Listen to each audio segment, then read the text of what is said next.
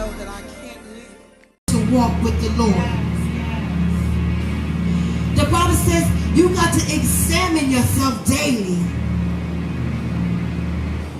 Examine yourself. Where are you in the Lord? Where is your relationship in the Lord? And by all means, keep it real. Keep it real with yourself and keep it real with God. Like I said, the voice of the Lord just told me plain as day, touch your TV off.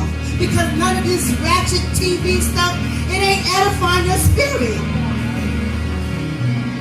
And then I found myself, my children was watching it right along with me. That spirit convicted me. Because when my children started acting out, what could I say? Because I let them watch the program. And yet I'm not sitting there teaching my kids scriptures. Shame on me. Like I said, the word got to hit the preacher before it hit the people. And I know I'm tired of skirting around that same cursed mountain, just like the children of Israel. I don't want to die in the wilderness. I want to get what God has for me.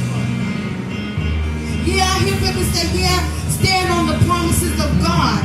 But standing on the promises of God come with instructions. We can't do what we want when we want in the things of God.